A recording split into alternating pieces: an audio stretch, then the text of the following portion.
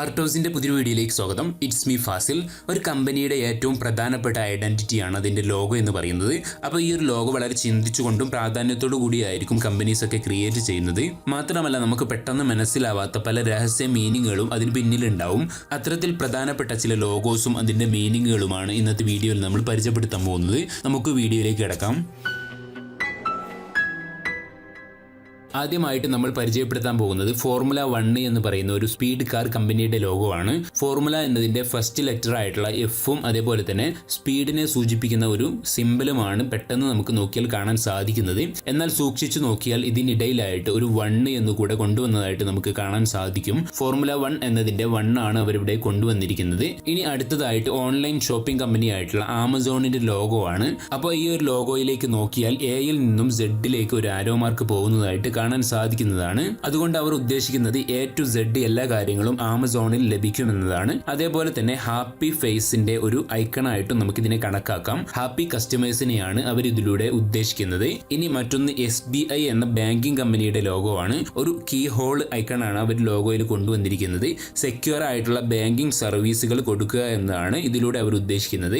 ഇനി മറ്റൊന്ന് ബീറ്റ്സ് എന്ന് പറയുന്ന ഹെഡ്ഫോൺ കമ്പനിയുടെ ലോഗോ ആണ്. ഒറ്റ നോട്ടത്തിൽ ഒരു റൗണ്ടിനകത്തായിട്ട് ബീറ്റ്സ് എന്നതിന്റെ ഫസ്റ്റ് ലെറ്റർ ആയിട്ടുള്ള ബി എന്ന് കൊണ്ടുവന്നതാണ് എന്ന് നമുക്ക് തോന്നുമെങ്കിലും ഹെഡ്ഫോൺ ധരിച്ചിരിക്കുന്ന ഒരാളുടെ രൂപം കൂടെ അവർ ഈ ഒരു ലോഗോയിൽ ഉദ്ദേശിക്കുന്നുണ്ട്. ഇനി മറ്റൊന്ന് വിക്കിപീഡിയയുടെ ലോഗോ ആണ്. മുഴുമിപ്പിക്കാത്ത നോളജിന്റെ ഒരു വേൾഡ് ആണ് വിക്കിപീഡിയയുടെ ലോഗോ ആയിട്ട് കൊണ്ടുവന്നിരിക്കുന്നത്. വിജ്ഞാനത്തിന്റെ ലോകം ആയിട്ടുള്ള വിക്കിപീഡിയ ഒരിക്കലും കംപ്ലീറ്റ് ആവുന്നില്ലെന്നും എപ്പോഴും അതിന്റെ അപ്ഡേഷനുകളും പുതിയ അറിവുകളുടെ കൂട്ടിച്ചേർക്കലുകളും ഉണ്ടാവുമെന്നാണ് അവർ ഇതിലൂടെ ഉദ്ദേശിക്കുന്നത്.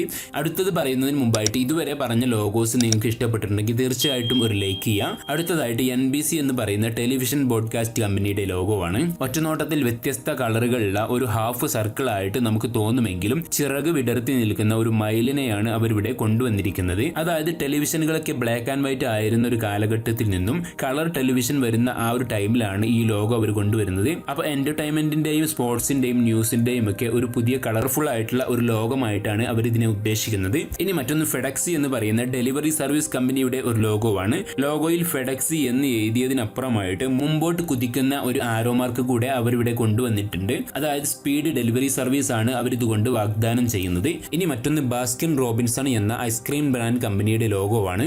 ബാസ്കിൻ എന്നതിന്റെ ആദ്യ ലെറ്റേഴ്സ് ആയിട്ടുള്ള BR എന്ന് എഴുതിയതായിട്ട് ഒറ്റനോട്ടത്തിൽ നമുക്ക് തോന്നുമെങ്കിലും അതിനിടയിലായിട്ട് ഒരു 31 എന്ന് നമുക്ക് കാണാൻ സാധിക്കുന്നതാണ്. അവരുടെ ഐസ്ക്രീമുകളുടെ 31 ഫ്ലേവറുകളാണ് ഇതിലൂടെ അവർ ഉദ്ദേശിക്കുന്നത്. അപ്പോൾ ഇത്രയും ലോഗോസ് ആണ് ഇന്നത്തെ വീഡിയോയിൽ നമ്മൾ ഉൾപ്പെടുത്തിയിരിക്കുന്നത്.